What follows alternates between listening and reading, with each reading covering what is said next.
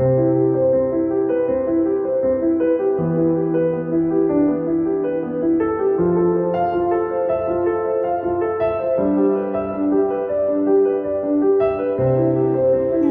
वो एक दिन पार्ट 1। Madam, madam. पुलिस ने झुककर कदरे ऊंची आवाज लगाई तो शबी मैडम हड़बड़ा कर जागी। स्टॉप आ गया है तुम्हारा, दुबले पतले लड़के ने मराठी में कहते हुए उसे सर से पैर तक घूरा। वो कश्मकश में था कि उसकी गहरी नींद पर रश करे या यूं बेसुध सोने पर अफसोस। Sorry sorry. सीट की पुश से टेक हटाकर दुपट्टा दुरुस्त करते हुए वो हकलाई। बस के दीगर मुसाफिर उसे बुरी तरह घूर रहे थे। वो जी भर के शर्मिंदा हुई। सॉरी। एक बार फिर मुआजरत करते हुए वो सराज से बस से नीचे उतरी। ड्राइवर जैसे उसके बाहर निकलने का ही मुंतजिर था। एक करख्त सी आवाज़ और धुएं के गुबार के साथ बस आगे बढ़ा दी।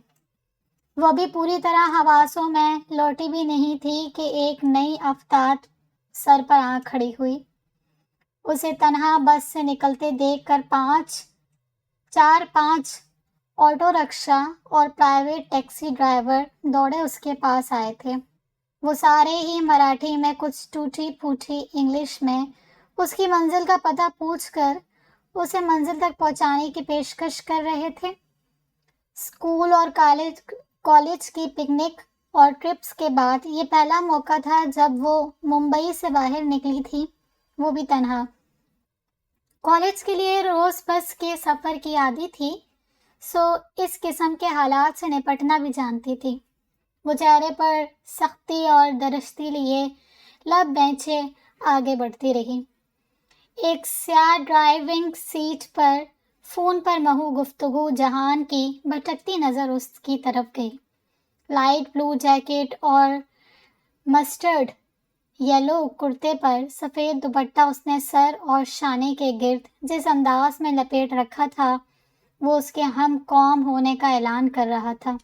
जहान ने उसके दाएं बाएं और पीछे उसके साथी मुसाफिरों को तलाश किया, मगर वो तन्हा ही नज़र आई।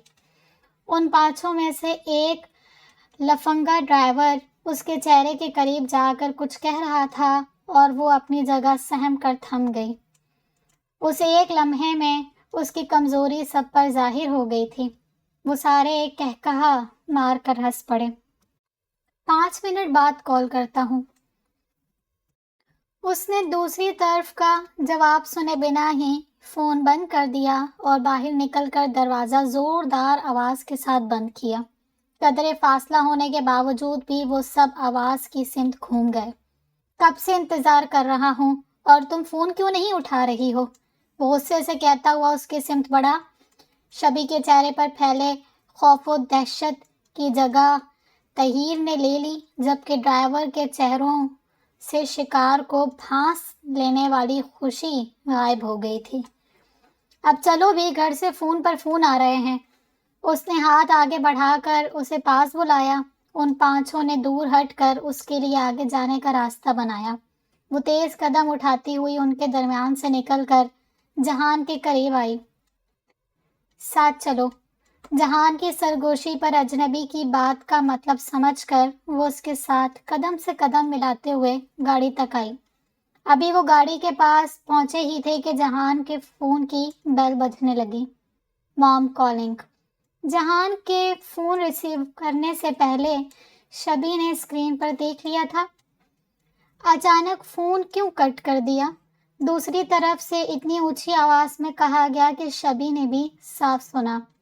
एक इमरजेंसी आ गई थी मम्मा। जहान ने ज़रा परे जाकर आहिस्ता से कहा। इमरजेंसी? अब क्या हो गया? उधर से परेशानी भरा सवाल आया। कुछ ख़ास नहीं मम्मा। अरे तबीयत तो ठीक है तेरी, लूज मोशन तो नहीं हो रहे? रास्ते का खाना खाने से मना किया था तुझे। मम्मा ने इमरजेंसी का मतलब खूब निकाला था। मम्मा, वह एहतजाजन दबी आवाज़ में चीखा। गाड़ी ख़राब हो गई? अरे एक्सीडेंट तो नहीं कर बैठा? मुझे कुछ नहीं हुआ, ना गाड़ी को कुछ हुआ है और सारा ज़माना मेरी ड्राइविंग का कायल है। پتہ نہیں آپ کب یقین کریں گے۔ تو سچ بتا پھر مجھے۔ جہان نے دزدیدہ نظر بظاہر بے نیاز مگر سب سنتی شبی پر ڈالی۔ اس کی ماما دراصل اسے سہیلی کی طرح ٹریٹ کرتی تھی اور انہیں ہمیشہ سارے احوال بھی سہیلی والی تفصیل میں درکار ہوتے تھے۔ جہان نے مختصراً انہیں اصل قصہ سنایا۔ کہاں جا رہی ہے وہ لڑکی تنہا؟ اس سے پوچھ، اگر کہیں قریب میں ہی گھر ہے تو اسے گھر پہنچا دے، ادھر سے حکم ملا۔ جی مما، وہ تحمل اور سعادت مندی سے بولا۔ جی مما نہیں، اسے گھر چھوڑنے کے بعد مجھے کال کر۔ چل، تیرے ابو مجھے آواز لگا رہے ہیں، اللہ حافظ۔ دوسری طرف سے فون بند ہونے پر جہان نے ایک گہری سانس لی اور شبی کی طرف پلٹا۔ باتوں سے تو مما نہیں اماں لگتی ہیں، شبی نے دل میں سوچا۔ میری مدد کرنے کے لیے شکریہ۔ شبی کا شکریہ اس نے مسکرا کر قبول کیا۔ بستی اور آبادی یہاں سے بہت دور ہے، مجھے یہاں سے دوسری بس لینی ہے۔ چونکہ وہ ان دونوں کی گفتگو سن چکی تھی اس لیے سمجھ گئی تھی کہ وہ کیا کہنا چاہ رہا ہے۔ جگہ کا نام بتاؤ، میں بس کی ٹائمنگ پوچھ کر آتا ہوں۔ شبی نے نام بتایا جو اس نے بھی چند گھنٹوں پہلے پہلی بار سنا تھا اور اب یہ نام ہمیشہ کے لیے درد سے منسوب ہو گیا تھا۔ ممبئی گوا شاہراہ پر وہ چھوٹا سا اسٹاپ تھا جہاں اسٹیٹ ٹرانسپورٹ کی اورنجی بسیں رکتی تھیں۔ جہان بس کی ٹائمنگ پوچھنے گیا تو وہاں کھڑے کھڑے اطراف کا جائزہ لیتی شبی کو اچانک پیاس کا احساس ہوا اور پیاس کے ساتھ ہی پانی کی بوتل اور بیگ یاد آیا تو اس کی چیخ نکل گئی۔ نہیں، اس نے مڑ کر سڑک کو دیکھا جہاں کچھ دیر پہلے بس غائب ہوئی تھی۔ خوف اور خدشات کے مارے وہ بیگ گود میں رکھے جاگتی رہی تھی، لیکن اللہ کی نعمتوں میں سے ایک نیند جو کہتے ہیں سولی پر بھی آ جاتی ہے، اس پر مہربان ہو ہی گئی تھی۔ اس کے بغل والی سیٹ پر بیٹھی خاتون جب اپنی منزل پر اتری تو اس نے اپنا بیگ خالی ہوئی سیٹ پر رکھ دیا تھا اور جس ہڑبڑاہٹ میں وہ بس سے نکلی تھی اسے بیگ کا خیال ہی نہیں آیا۔ اس بھولنے والی عادت نے ہی یہ دن دکھایا ہے اور اب اسے ایک دم رونا آ گیا۔ جہان واپس آیا تو وہ ایک ہاتھ منہ پر اور دوسرا ہاتھ کمر پر رکھے آنسو بہا رہی تھی۔ کیا ہوا؟ اس کا انداز اور آنسو جہان کا کنفیوز ہونا تو بنتا تھا۔ میرا بیگ، مارے صدمے کے الفاظ بھی ڈھنگ سے ادا نہیں ہو رہے تھے۔ کیا؟ میرا بیگ بس میں ہی چھوٹ گیا ہے، وہ چہرہ صاف کر کے سنبھلی۔ فون، ایڈریس، والیٹ سب اسی میں ہے؟ اس نے پھر پلٹ کر راستے کو دیکھا۔ اب کیا کروں؟ اپنے پرانے ریکارڈ کے مد نظر اس نے بڑی ہوشیاری اور سمجھداری سے ایڈریس ڈائری میں لکھنے کے بعد اپنے فون میں اس کی تصویر بھی لے لی تھی اور اب ایڈریس، فون، ڈائری سب ایک ساتھ گوا بیٹھی تھی۔ بس کا اگلا اسٹاپ کیا ہے؟ جہان نے پوچھا۔ پتہ نہیں۔ آخری اسٹاپ کیا ہے؟ رتنا گری۔ بکنگ آفس، کلیس، ڈرائیور، کسی کا فون نمبر یاد ہے؟ اتنا تو جہان نے دیکھا تھا کہ وہ بس اسٹیٹ ٹرانسپورٹ کی نہیں تھی۔ بیوی کی ذمہ داری کا مظاہرہ سامنے تھا، سو اسے اپنا یہ سوال بڑا ہی فضول لگا۔ شبی نے سرعت سے اپنی دائیں آستین اوپر کی اور کلائی پر بندھی گھڑی کے ڈائل کے نیچے سے طے کیا ہوا پتلا سا کاغذ نکالا۔ وہ بس کا ٹکٹ تھا۔ روزانہ کالج کے لیے بس سے سفر کے دوران یوں تو وہ سہ ماہی پاس استعمال کرتی تھی، لیکن کبھی کبھار جب ٹکٹ لینے کی نوبت آتی تو وہ ٹکٹ یوں ہی سنبھالا کرتی تھی، کیونکہ اس کبھی کبھار میں بھی اس نے یہ طریقہ استعمال کرنے سے پہلے بس اسٹاپ پہ کھڑے ٹکٹ چیکر کو کئی بار جرمانہ ادا کیا تھا۔ اس نے مہین سا کاغذ کھول کر جہان کے آگے کیا۔ اس پر بس نمبر اور سیٹ نمبر کے ساتھ ٹریول ایجنسی کا نام اور آفس کا فون نمبر تحریر تھا۔ جہان نے اس نمبر پر فون لگایا۔ اسے شبہ تھا کہ صبح 8 بجے فون اٹھانے کے لیے وہاں کوئی موجود ہوگا بھی یا نہیں، مگر شکر تھا کہ تیسری کال پر دوسری طرف سے جواب مل گیا۔ جہان نے بیگ والی بات بتا کر بس کا نمبر بتایا اور کلیس کا فون نمبر لیا۔ جب کلیس کو فون لگا کر اگلے اسٹاپ کے متعلق پوچھا، چلو اگلے اسٹاپ پر شاید وہ ہمیں مل جائے، ورنہ پھر رتنا گری تک پیچھا کرنا پڑے گا۔ اس نے ٹکٹ واپس شبی کو تھمایا اور فون جیب میں ڈال کر ڈرائیونگ سیٹ سنبھال لی۔ شبی تذبذب کا شکار یوں ہی کھڑی رہی، اس غور و فکر میں بس نکل جائے گی۔ جہان نے آگے جھک کر اس کی سمت کا دروازہ کھولا۔ ایک اجنبی، بھلے ہی کچھ دیر پہلے اس نے اس کی مدد کی تھی، اس کے ہمراہ تنہا انجان راستے اور انجان منزل کے سفر پر نکلنا عقل مندی نہیں تھی، مگر کوئی اور چارہ بھی نہ تھا۔ نہ فون تھا نہ پیسے۔ کچھ دیر پہلے والا منظر بھی ابھی یاد میں تازہ تھا۔ اس جگہ رکنے، کسی اور سے مدد طلب کرنے یا تنہا ہی کچھ کرنے سے بہتر تھا وہ اس چند منٹوں کے شناسہ کی مدد قبول کر لیتی۔ یا اللہ میری مدد کرنا۔ پیپر اسپرے بھی بیگ میں ہے۔ اس نے آنکھیں میچ کر آسمان کی طرف سر اٹھا کر دعا کی، پھر دعائیں پڑھتے وہ جھکتے ہوئے کھلے دروازے سے اندر سیٹ پر آ بیٹھی۔ Seat belt. جہاں نے بیلٹ کی طرف اشارہ کرتے ہوئے کہا۔ اولا، اوبر اور ٹیکسی کے بعد یہ پہلا موقع تھا کہ وہ کسی گاڑی میں، وہ بھی ایس یو وی کی فرنٹ سیٹ پر بیٹھی تھی۔ شبی کے بیلٹ لگانے کے بعد جہان نے گوگل میپ میں بس کا اگلا اسٹاپ سیٹ کیا اور فون اسٹینڈ پر لگا کر گاڑی سڑک پر ڈال دی۔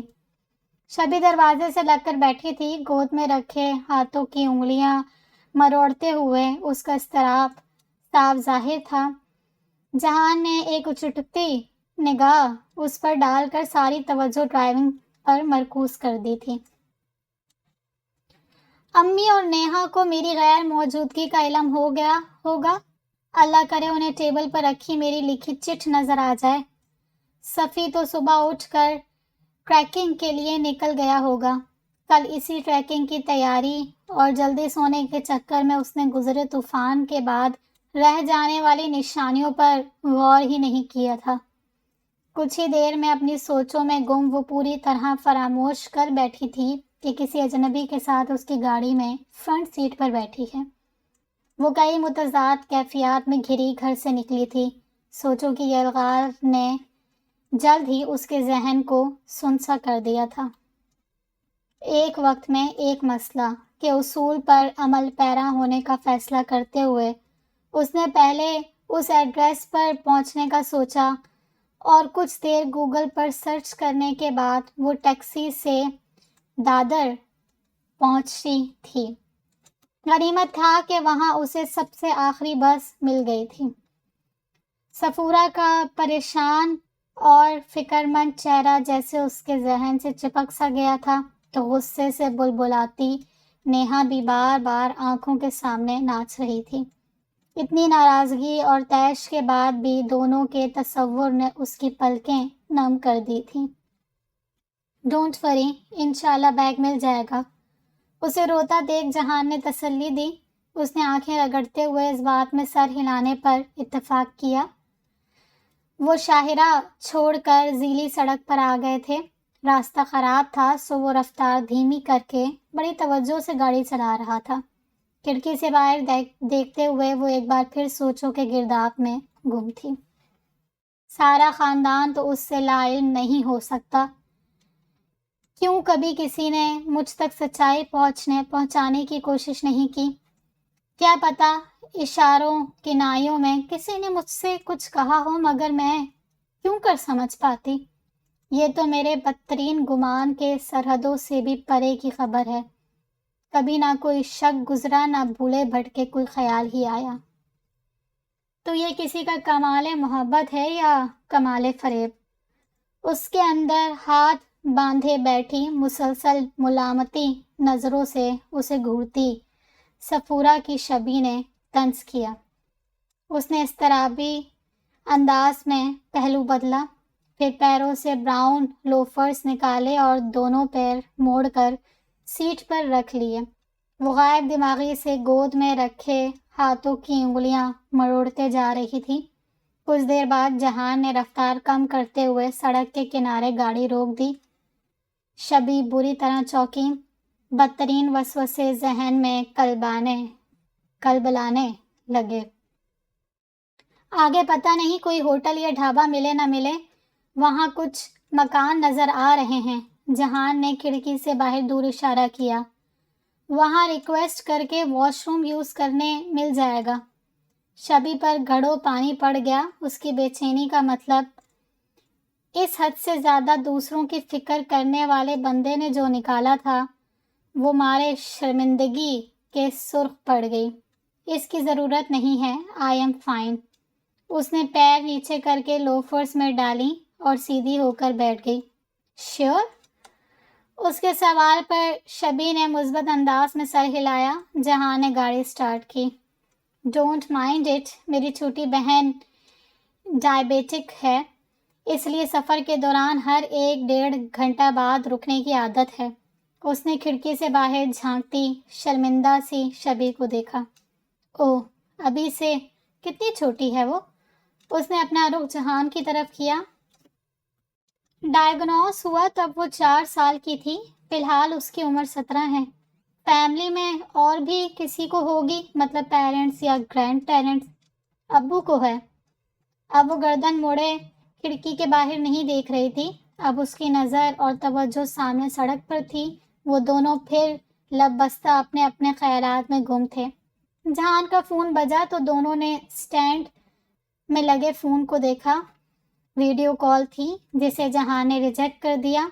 चंद मिनटों बाद दोबारा रिंग होने लगी। जहान ने सर झटक कर गाड़ी सड़क के किनारे रोक दी और फ़ोन लेकर बाहर निकला।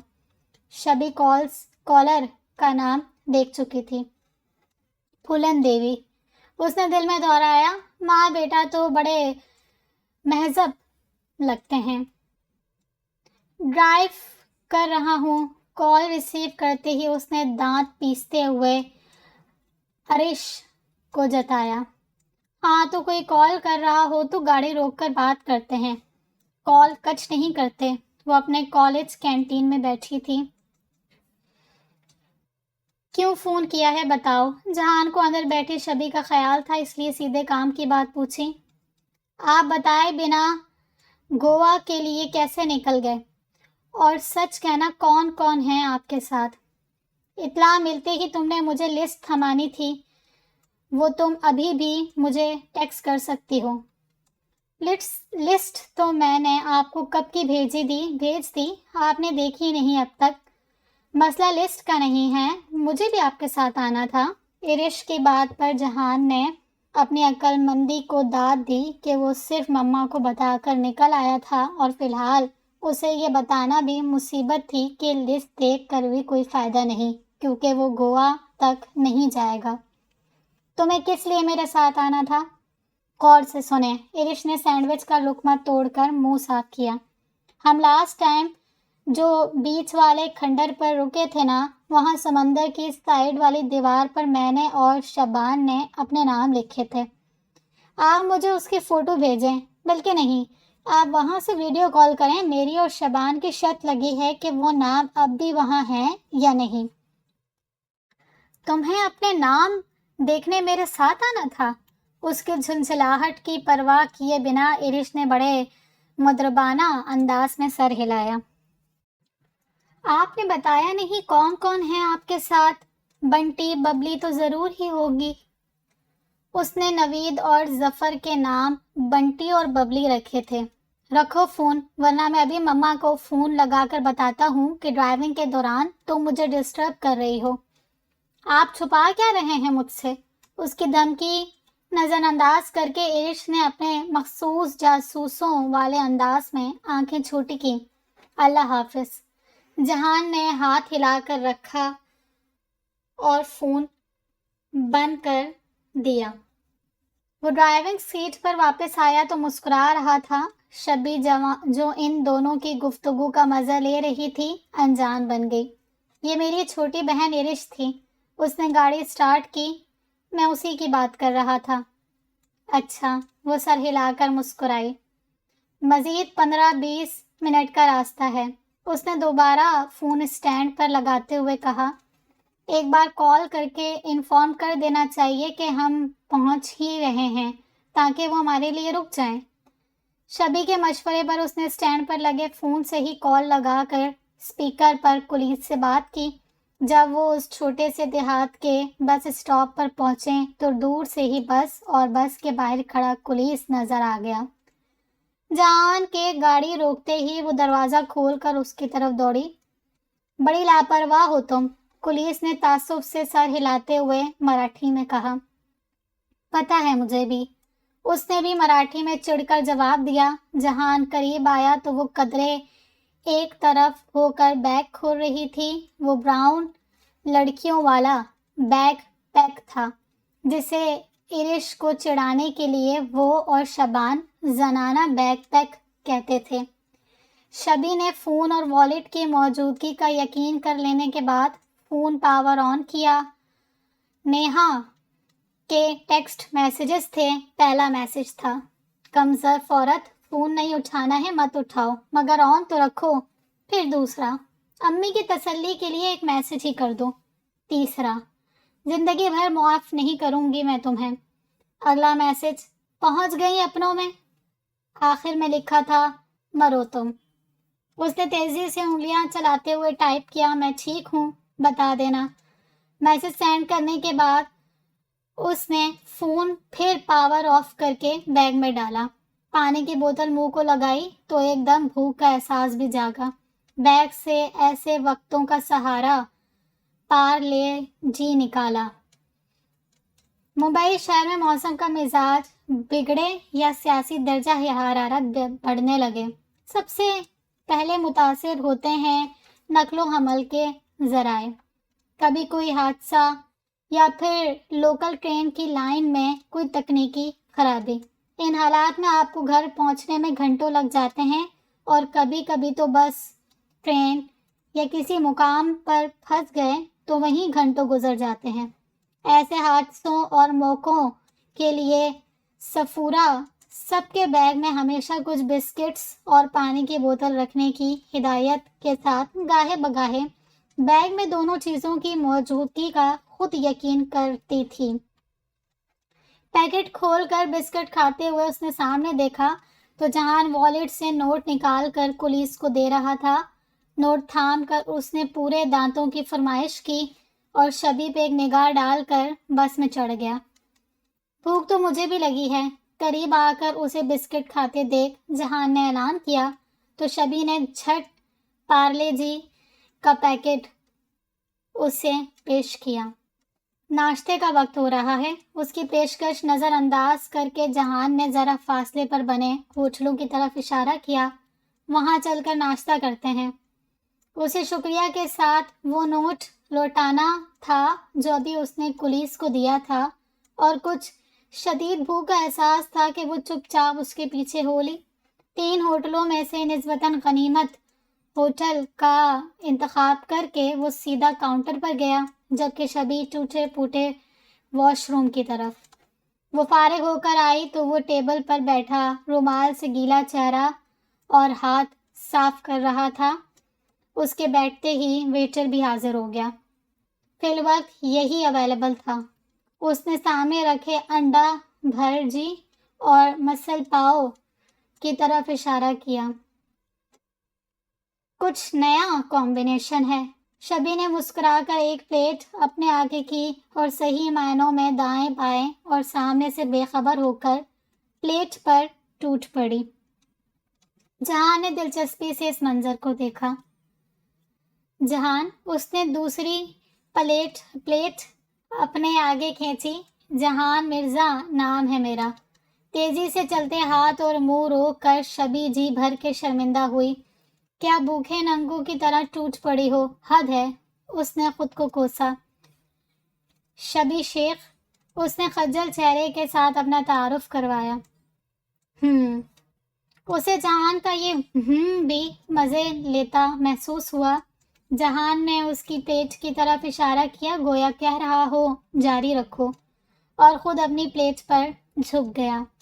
دونوں ہی رات سے بھوکے تھے، سو خاموشی سے اپنی پلیٹیں صاف کرتے رہے۔ چائے یا کافی؟ ویٹر خالی پلیٹیں لینے آیا تو جہان نے دریافت کیا، چائے۔ شبی کو اس وقت چائے کی شدید طلب ہو رہی تھی۔ ویٹر نے چائے کا کہنے کے بعد جہان نے اس سے پوچھا، تمہیں جانا کہاں ہے؟ اس کی بتائی جگہ کا نام اس کے ذہن سے نکل گیا تھا۔ شبی نے بیگ سے چھوٹی ڈائری نکالی اور پتے والا صفحہ کھول کر اس کے سامنے رکھا۔ جہان نے گوگل میپ پر اس جگہ کا نام لکھ کر فون ٹیبل پر رکھا۔ زیادہ دور نہیں ہے، میری منزل یہ ہے اور تمہاری یہ۔ مجھے یہیں سے گزر کے جانا ہے آگے، میں راستے میں تمہیں ڈراپ کر دوں گا۔ وہ اسکرین پر انگلی کے اشارے سے اسے بتا رہا تھا۔ وہ چپ رہی، تذبذب اس کے چہرے سے صاف ظاہر تھا۔ آنیسٹلی حالات حاضرہ کے مد نظر تمہیں یوں تنہا سفر نہیں کرنا چاہیے، وہ بھی اس انجان روڈ پر پہلی بار۔ تمہارے پاس اس بیوقوفی نما بہادری کی کوئی وجہ ہو، لیکن مجھے یہ مناسب نہیں لگتا کہ ایک ہی راستے پر ہم الگ الگ جائیں۔ اس کی صاف گوئی پر وہ جذبس ہوئی۔ ویسے بھی مما نے تمہیں گھر تک پہنچانے کا حکم دیا ہے۔ اس کا ذہن تیزی سے کام کر رہا تھا، تبھی ویٹر بل لے کر آ گیا۔ اس نے سرک سے بیگ کھول کر والیٹ نکالا۔ جہان اپنا والیٹ نکالتا تب تک اس نے ویٹر کو بل کے ساتھ پیسے تھما دیے تھے۔ تم نے پولیس کو کتنے پیسے دیے؟ حساب برابر۔ جہان نے دور جاتے ویٹر کی طرف اشارہ کیا اور کھڑا ہو گیا۔ وہ باہر نکلا تو شبی بھی اس کے پیچھے دوڑی۔ جہان ڈرائیونگ سیٹ پر بیٹھ گیا تھا، مگر وہ بیگ سینے سے لگائے باہر ہی کھڑی رہی۔ جہان نے ہارن بجا کر اسے متوجہ کیا۔ شبی نے اس کی طرف پشت کی اور آنکھیں میچ کر سر اٹھا کر دعا مانگی، یا اللہ، پیپر اسپرے ہے میرے پاس، پھر بھی تیری مدد درکار ہے۔ ایک لمبی سانس لے کر وہ جہان کے برابر والی سیٹ پر آ کر بیٹھ گئی۔ یہ بیوقوفی نہیں ہے، ہمارے کالج میں ریگولر سیلف ڈیفینس اور ورکشاپس ہوتی ہیں، اور میں نے ایک بھی مس نہیں کی تھی۔ سیٹ بیلٹ لگاتے ہوئے اس نے جہان کو آگاہ کیا، اور تھوڑے بہت کراٹے بھی جانتی ہوں میں۔ جہان کا کہا بڑا بے ساختہ تھا۔ یہ میرے لیے اطلاع ہے یا وارننگ؟ جہان نے سوچا۔ گڈ۔ ایک توصیفی نظر اس پر ڈال کر جہان نے گاڑی آگے بڑھا دی۔ دونوں ہی چپ چاپ اپنے خیالوں میں گم تھے۔ بڑی دیر بعد فون کی آواز پر دونوں کے خیالات کا تسلسل ٹوٹا۔ مام کالنگ۔ دونوں نے ایک ساتھ فون کو دیکھا۔ جہان نے ڈیش بورڈ کے گلو باکس سے بلوٹوتھ ہیڈ سیٹ نکال کر کان میں لگایا۔ السلام علیکم مما۔ ہاں، کر لیا؟ نہیں، جا رہے ہیں، راستے میں ہیں۔ اوکے، پہنچ کر کال کرتا ہوں۔ اللہ حافظ۔ وہ ڈرائیونگ کر رہا تھا، اس لیے تسمیہ نے اختصار سے کام لیتے ہوئے فون رکھ دیا۔ مما پوچھ رہی تھی تمہیں گھر ڈراپ کیا یا نہیں۔ ہیڈ سیٹ کان سے لگاتے ہوئے جہان نے اسے دیکھا، وہ صرف مسکرا کر رہ گئی۔ ویسے میرا خیال ہے کہ تم اپنے گھر نہیں جا رہی ہو۔ اس کے فقرے میں اپنے گھر اسے ٹھا کر کے لگا۔ سوری۔ اس کا متغیر چہرہ دیکھ کر جہان کو اپنی غلطی کا احساس ہوا کہ وہ حد پھلانگ گیا ہے۔ میرا گھر ممبئی میں ہے۔ وہ جلد ہی سنبھل کر گویا ہوئی۔ اس کے اندر بیٹھی صفورہ کی شبی تمسخرانہ مسکرائی تھی۔ اس کے اندر چل رہے مذاکرات بھی دھڑا دھڑ اٹھ رہے سوالات اور نئے نئے امٹتے خیالات اسے پاگل کرنے کو تھے۔ کچھ دیر پہلے ملا یہ اجنبی سامع بن کر اسے پاگل ہونے سے بچا سکتا تھا، اور پھر ذرا دیر بعد اس اجنبی سے دوبارہ ملنے کا کوئی امکان بھی نہیں تھا۔ اور یہ بھی صحیح ہے کہ اس انجان راستے پر میں پہلی بار سفر کر رہی ہوں۔ اس نے کھڑکی کے شیشے کے پار گزرتے سرسبز شاداب اور خوشنما منظر کو دیکھا۔ کل تک مجھے بھی علم نہیں تھا کہ اس علاقے میں میرا اتنا گہرا اور قریبی تعلق ہے کہ آج میں یہاں پہنچ جاؤں گی۔ جہاں نے گردن موڑ کر اسے دیکھا۔ اس کی سیاہ آنکھوں میں نمی چمک رہی تھی۔ ایک بار پھر اس نے پیروں سے لوفرز نکالی اور پیر موڑ کر سیٹ پر رکھ لیے۔ اب اس کی نظریں سامنے سڑک پر تھیں۔ کل تک میری ایک پرفیکٹ فیملی تھی۔ ابو 4 سال پہلے ہمیں چھوڑ کر چلے گئے، پھر بھی ہم ایک طرح سے مکمل تھے۔ میں، نیہا، صفی اور امی۔ گلے میں اٹک رہے پھندے نے اسے چند پلوں کے لیے روک دیا تھا۔ لیکن کل میں نے جانا کہ ابو کے بعد وہاں میرا کوئی نہیں۔ میں چھوٹی تھی، ناسمجھ تھی۔ تب تک سمجھ میں آتا ہے کہ کسی نے مجھے بتایا نہیں، لیکن اس کے بعد تو یہ سراسر زیادتی ہے، حق تلفی ہے۔ مجھے میرے پیدائشی اور بنیادی حق سے محروم رکھا گیا، اور میں یک طرفہ معاملہ سن کر کیسے مان لوں کہ مجھے سنائی گئی کہانی سچ ہے؟ وہ لاشعوری طور پر اپنے قدم کو جائز ٹھہرانے کے جواز ڈھونڈ رہی تھی، مگر حقیقتاً اس کا ہر جملہ خود اذیتی کی مثال تھا۔ میں نے نہ کچھ غلط کیا، نہ کچھ غلط کہا۔ شبی نے سڑک سے نظر ہٹا کر جہان کو دیکھا، جیسے وہ ابھی اس کی تائید کرے گا۔ یہ ریڈر میری سمجھ میں آئے تو بتاؤں صحیح کیا یا غلط؟ جہاں نے اس الجھی لڑکی پر ایک نرم نگاہ ڈالی۔ میں اس ہستی سے ملنے نکلی ہوں جس نے مجھے جنم دیا تھا۔ الفاظ کے انتخاب میں اسے کچھ وقت لگا۔ اس کا دل ماں کہنے کے لیے آمادہ نہیں ہوا تھا، اور اس ہستی کے وجود سے میں کل تک بے خبر تھی۔ اوہ!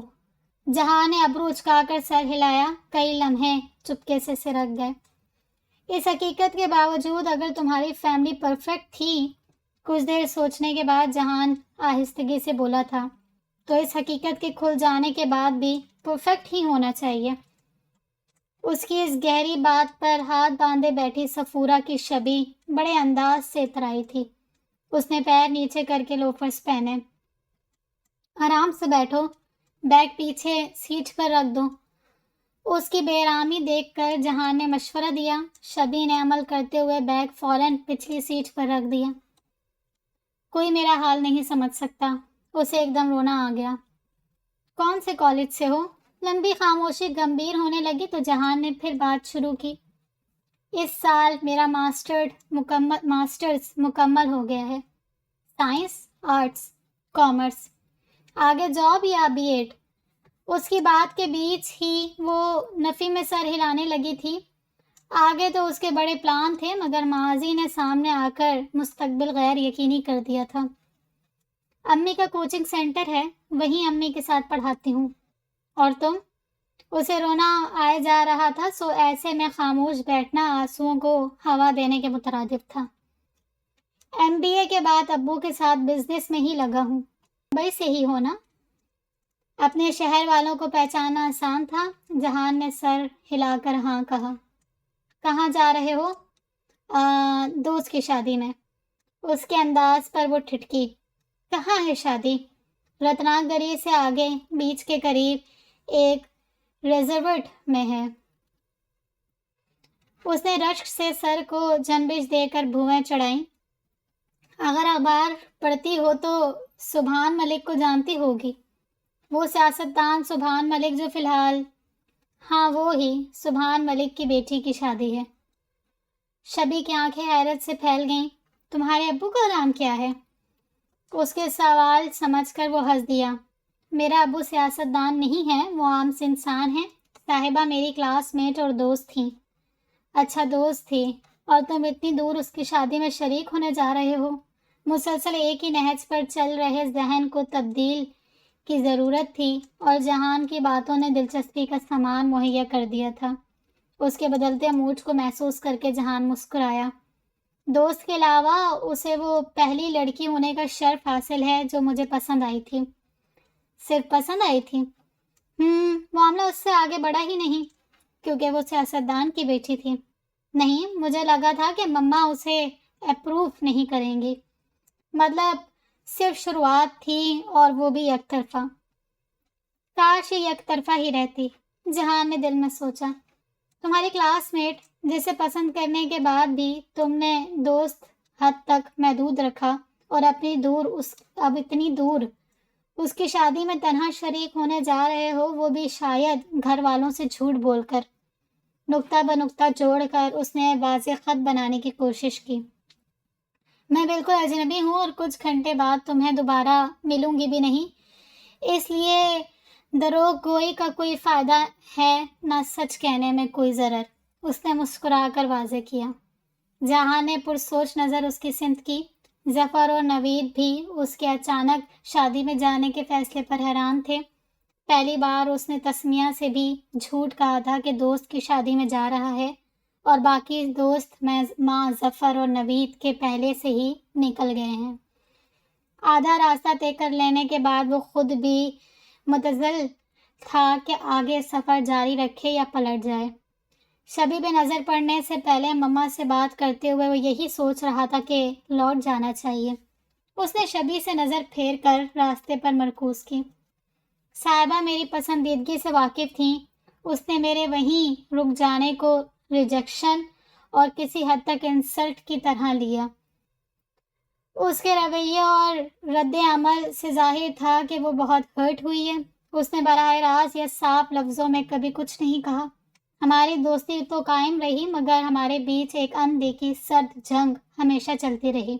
وہ باتوں باتوں میں یا کبھی مباحثے کے دوران یہ جتانا نہیں بھولتی تھی کہ مما کی وجہ سے میں نے اپنی فیلنگز کا گلا گھونٹا ہے۔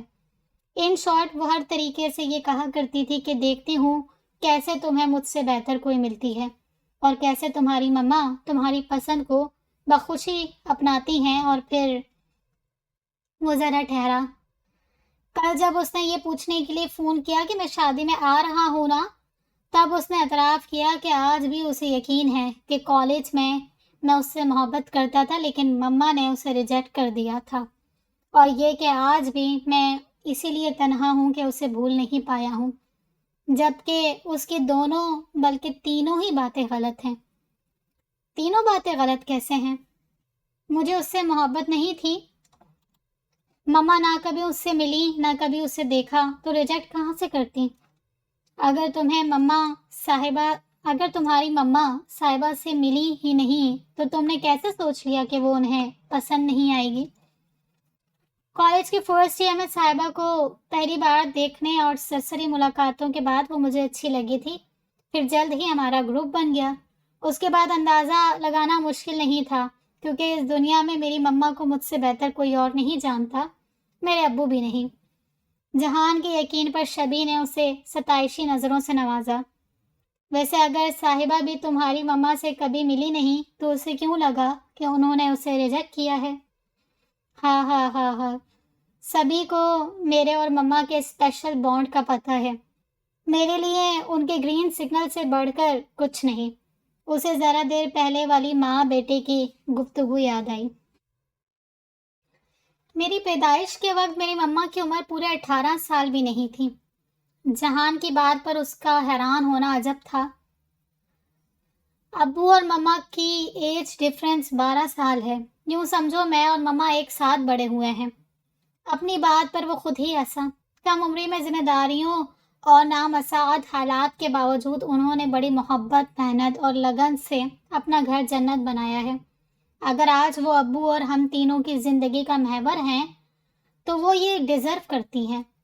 شبی کے اندر بڑی محبت، محنت اور لگن سے اپنا گھر جنت بنانا ہے کہ تکرار ہونے لگی تھی۔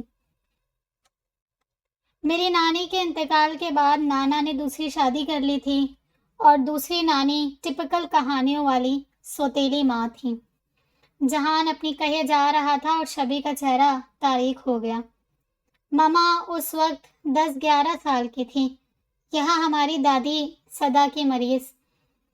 ابو گھر میں سب سے بڑے تھے، سو گھر سنبھالنے کے لیے ایک عدد میٹ کے کل وقتی انتظام کی خاطر ابو کی شادت مما سے کر دی گئی۔ میری مما 17 سال کی عمر میں گھر کے کاموں میں طاق ہو چکی تھی۔ اس نے رک کر ایک گہری سانس لی۔ ابو نے دونوں چچا اور دونوں پھوپھیوں کی تعلیم اور شادی کی ذمہ داریاں نبھائیں، اور مما نے اتنا بڑا خاندان سنبھالا۔ جہاں وہ صرف رشتے میں بڑی تھیں، عمر میں باقی سب ان سے بڑے تھے۔ مگر کسی نے انہیں عمر کی رعایت نہیں دی تھی۔ خیر وہ وقت گزر گیا۔ دادا کے بعد جائیداد اور بزنس کی تقسیم ہونے پر جب سب علیحدہ ہوئے تب جیسے مما اور ابو نے پہلی بار ایک دوسرے کو دیکھا۔ وہ بڑی خوش دلی سے مسکرا رہا تھا۔ اب وہ اس کھوئے وقت کی بھرپور طریقے سے تلافی کرتے ہیں۔ ان کی قربانی اور اچھی نیت کا ثمر ہے کہ آج ہماری فیملی ہر لحاظ سے سب سے خوشحال ہے۔ بات کے اختتام پر وہ شبی کو دیکھ کر مسکرایا۔ جواباً وہ بھی مسکرائی تھی مگر اندر ذرا دیر پہلے والا سکون غائب تھا۔ تم سب سے بڑے ہو؟ ہاں، میرے بعد عرش اور اس کے بعد شبان۔ عرش مجھ سے 10 سال چھوٹی ہے جبکہ شبان اس سے 1.5 سال چھوٹا ہے۔ تبھی اس کے فون پر زفر کی کال آنے لگی۔ اس نے بلوٹوتھ ہیڈ سیٹ نکال کر کان میں لگایا اور شبی نے سیٹ کی پشت پر سر ٹیک کر آنکھیں موند لی۔ یہ کیا کرنے جا رہی ہوں میں؟ اس نے خود سے سوال کیا۔ جواب میں پھر اندر تو میں شروع ہو گئی۔ کال ختم کر کے جہاں نے گردن موڑ کر اسے دیکھا۔ اس کا چہرہ اندرونی کشمکش کا سائن بورڈ بنا ہوا تھا۔ وہ کبھی لب بیچتی تو کبھی آنکھیں زور سے میچ لیتی، کبھی گردن کو جنبش دیتی تو کبھی لب کاٹنے لگتی۔ جہاں نے موبائل اسکرین پر بتدریج گھٹتی بلو لائن کو دیکھا۔ اس کی منزل تک پہنچنے تقریباً گھنٹے بھر کا وقت تھا۔ کتنی ہی دیر بعد اچانک سڑک پر نظر آنے والے گڑھے کو دیکھ کر جہان نے بریک لگایا تو جھٹکے پر وہ جیسے نیند سے جاگی۔ سوری۔ اور کتنا وقت ہے؟ اس نے اپنی کلائی پر بندھی گھڑی دیکھتے ہوئے پوچھا۔ 30-35 منٹ۔ وہ کھڑکی سے باہر دیکھنے لگی۔ اس نے اسکول میں سے ہادری اور ویسٹرن گھاٹ پڑھا تھا۔ دیکھنے کا یہ پہلا موقع تھا۔ بحر عرب سے لگا ملک کا یہ مغربی ساحلی علاقہ جو 4 ریاستوں میں پھیلا تھا بے شک خوشنما مناظر سے بھرا ہوا تھا۔ اس نے اپنی کئی دوستوں سے اکثر اس علاقے کی خوبصورتی کے متعلق سنا تھا اور آج خود بھی قائل ہو گئی تھی۔ کئی ندیاں اور ان پر بنے چھوٹے چھوٹے پل گزرے تھے۔ ستمبر کا مہینہ تھا تو بارش کی خوش رنگ مہربانیاں ہر سو بکھری تھی۔ میں کھڑکی کھولوں؟ اس نے پلٹ کر جہان سے پوچھا۔ جہان نے اے سی بند کر کے کھڑکیاں کھول دیں۔ شبی نے ہاتھ باہر لہرا کر سرد ہوا محسوس کی، پھر دونوں کلائیاں کھڑکی پر رکھ کر آگے جھک کر ذرا سا باہر نکالا سر۔ سیکنڈ ہی لگے تھے دوپٹہ اور بالوں کا حال ہونے میں۔ اس نے فوراً سر اندر کر لیا۔ ایسی مست ہوا ہے کہ اے سی کی ضرورت ہی نہیں۔ دوپٹہ اور بال درست کر کے اس نے شیشے آدھے چڑھاتے ہوئے کہا۔ اس راستے پر گرد تھی کافی، اس لیے اس کا اشارہ بیک کے لیے بس کے پیچھے کرنے والے راستے کی طرف تھا۔ وہ دونوں ہاتھ گود میں رکھے انگلیاں مروڑتی رہی، پھر کچھ سوچ کر پیچھے سے بیگ اٹھا کر فون نکالا اور پاور آن کیا۔ حسب امید نیہا کے میسیجز تھے۔ زندہ ہونے کی خبر پہنچانے کا شکریہ۔ پہنچ گئی اپنوں میں، سیلفی ضرور بھیجنا۔ وہ ہونٹ کاٹتے ہوئے بار بار اس کے میسیجز پڑھے جا رہی تھی۔ میں بالکل اجنبی ہوں اور کچھ گھنٹے بعد تمہیں دوبارہ ملوں گا بھی نہیں۔ جہان کی بات پر اس نے چونک کر اسے دیکھا۔ وہ اسی کا جملہ دہرا رہا تھا۔ اس لیے دروغ گوئی کا کوئی فائدہ ہے نہ سچ کہنے میں کوئی ضرر۔ اسے لفظ بہ لفظ یاد تھا۔ اس نے اداسی سے مسکرا کر فون آف کیا اور فون بیگ میں ڈال کر غائب دماغی سے بیگ کے زپ آگے پیچھے کرنے لگی۔ چیزیں کھونے اور گم کرنے والی میری عادت بڑی پرانی اور مشہور ہے۔ اسکول اور کالج میں جب بھی ڈاکیومنٹس کی ضرورت پڑتی، ڈاکیومنٹس سنبھالنے کے لیے امی ہمیشہ میرے ساتھ رہتی۔ مارک شیٹس کے علاوہ کسی اور پیپر کو میں نے کبھی اتنے غور سے نہیں دیکھا۔ فرسٹ ایئر میں بھی اتفاق سے میں نے 10th کے رزلٹ پر امی کے نام کی جگہ سمیرا لکھا تھا۔ میرا 10th کا رزلٹ ابو نے آن لائن دیکھا۔ اس وقت میری ساری توجہ مارکس پر تھی، اس لیے میں نے کسی اور بات پر دھیان ہی نہیں دیا۔ میرے استفسار پر امی نے کہا کہ ان معاملات میں ہمارے یہاں عموماً جو اسپیلنگ مسٹیک ہوتی ہیں، یہاں بھی وہی ہوا ہے۔ صفورہ سمیرہ ہو گیا تھا، اور آگے ڈاکومنٹس میں مدر نیم استعمال نہیں ہوتا ہے، اس لیے کسی نے کریکشن بھی نہیں کروایا۔ مجھے ان کی بات درست لگی، میں نے مان لی اور بھول بھی گئی۔ اس نے ہاتھ کی مصروفیت روک کر اسے دیکھا۔ کل رات اپنی کتابوں والی الماری کی صفائی کے دوران ابو کی کچھ پرانی فائلیں بھی نکلیں۔ اسی میں مجھے شادی کا پرانا کارڈ ملا جس پر ابو کے نام کے ساتھ دلہن کا نام کی جگہ سمیرہ لکھا تھا۔ دلہن کے والد کا نام بھی نانا کا نام نہیں تھا، اور شادی کی تاریخ میری پیدائش سے تقریباً 10 ماہ پہلے کی تھی۔ مجھے مارک شیٹ یاد آ گئی۔ میں وہ لے کر امی کے پاس گئی۔ اس نے اذیت سے آنکھیں بند کر لی۔ صفورہ کا چہرہ سامنے آتے ہی بڑی شدت سے سینے میں درد لہرایا تھا۔ حیرانی، دکھ، تعصب اور پتہ نہیں کیوں اور کیسے پہلی بار صفورہ کے چہرے پر ندامت اور جرم کی رقم نظر آ رہی تھی۔ جس تیزی اور بے قراری سے وہ اس کی سمت بڑھی تھی، شبی میری جان، اسی رفتار سے وہ پیچھے ہٹی تھی۔ اس نے آنکھیں کھول دیں۔ اس کے چہرے پر بکھرا الم اس پل جہان کو بہت کھلا لگا تھا۔ ساری عمر جو میری ماں رہیں، دراصل ان سے میرا کوئی خونی رشتہ ہی نہیں، اور مجھے دنیا میں لانے والی چند دنوں کی عمر میں ہی مجھے چھوڑ کر چلی گئی تھی۔ زبردستی کی شادی جو وہ کچھ دنوں میں ہی ختم کرنا چاہتی تھی، میری آمد کے انتظار میں انہیں میری پیدائش تک چلانی پڑی تھی۔ اسے یاد آیا صفورہ کی اس بات کے جواب میں اس نے کس بدتمیزی سے کہا تھا۔ میں کیسے مان لوں؟ جو اپنی کہانی اور صفائی کے لیے یہاں موجود نہیں ہیں، اس کے بارے میں مجھے سچ کہا جا رہا ہے۔ اتنے سال اندھیرے میں رکھ کر آپ نے مجھے میرے بنیادی اور فطری حق سے محروم رکھا، جس کا آپ کو کوئی حق نہیں تھا۔ اس نے آرس پر پھسلتے آنسو ہتھیلی میں جذب کیے۔ جہاں نے رفتار کم کر کے پاس بیٹھی اس اداس اور الجھی لڑکی کو دیکھا۔ تو تم بھی میری طرح لمحوں میں فیصلہ کر کے گھر سے نکلی ہو، اس نے دل ہی دل میں شبی کو مخاطب کیا۔ نہ بتانے کی ان کے پاس ضرور کوئی وجہ ہوگی، جہان نے تسلی دینے کی کوشش کی۔ کوئی بھی وجہ میری رگوں میں دوڑتے خون کی حقیقت سے بڑی نہیں ہو سکتی۔ لب بینچ کر بیٹھی صفورہ کی شبی نے اٹھ کر اسے زوردار تماچا رسید کیا۔ تمہارا رد عمل سمجھ میں آتا ہے، مگر ایک بات بتاؤ، تمہیں دکھ کس بات کا ہے؟ اپنی سگی ماں سے اب تک بے خبر رہنے کا، یا اب تک جسے ماں سمجھتی رہی اس کے سگی ماں نہ ہونے کا؟ اور جس اہم سوال سے وہ نظریں چرا رہی تھی، جہان نے بڑے آرام سے پوچھ لیا تھا۔ ایمانداری سے کہوں تو اس کا جواب مجھے بھی نہیں پتا۔ اس نے تھک کر پیچھے سر ٹکا کر آنکھیں بند کر لیں۔ کچھ دیر گزرنے کے بعد جہان گویا ہوا۔ تم گھر میں بتائے بنا نکلی ہو؟ وہ استفسار تھا یا اعلان؟ اس نے نہ جواب دینے کی ضرورت سمجھی نہ توثیق کی۔ تمہیں انہیں فون کر کے بتا دینا چاہیے۔ میں نے نیہا کو ٹیکسٹ کر دیا ہے۔ وہ آنکھیں کھول کر سیدھی ہوئی۔ ویسے بھی مجھے ایڈریس امی نے خود دلا کر دیا تھا کہ اگر میں ملنا چاہتی ہوں تو وہ مجھے لے چلیں گی۔ تو تم ذرا صبر ہی کر لیتی۔